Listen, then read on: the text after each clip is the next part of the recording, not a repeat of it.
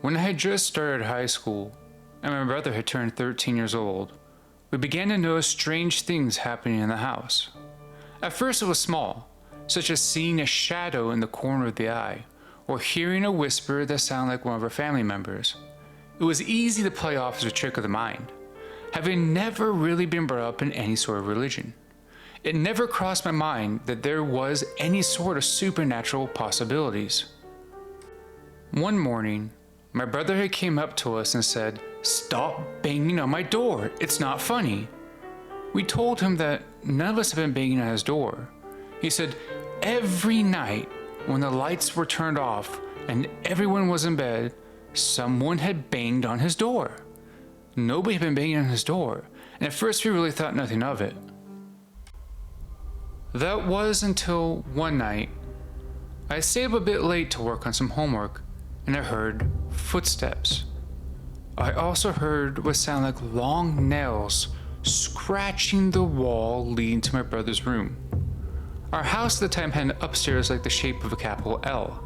My room was the room closest to the stairs, while my brother's room had been to the left of mine. And just like he said, I heard banging coming from the door. And a few seconds later, I heard my brother jump out of bed and run to the door and say, "Stop doing that." I walked out and told him I heard it too. We told our mother about what was happening, and she believed us. She too had heard the footsteps. Our dad was away at a business trip, which he did most weeks, so it was just my brother, my younger sister, myself, and my mother. We noticed that the footsteps would begin shortly after we all turn off the lights in the house and go to bed, so we set up a trap. So we turned off the lights like we usually did. We all went into our rooms and shut the door like we usually did, but we waited behind them. 10 minutes passed, 15 minutes passed, but we waited. And like clockwork, we heard it, the footsteps, the scratching across the wall, and the first bang. The bang was the signal to open the door. Each of us opened the door and jumped around the corner to catch what had been tormenting my brother. And there it stood, a tall figure draped in a hood.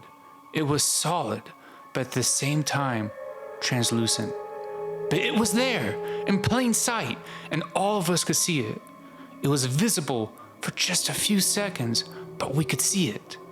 The hooded figure had no face. Its hands were like claws. We screamed for it to leave, and it swiftly floated away, back down the stairs and into the darkness. Hello, I am the voice of Supernatural History TV, and I know this ghost story is true because this is my ghost story.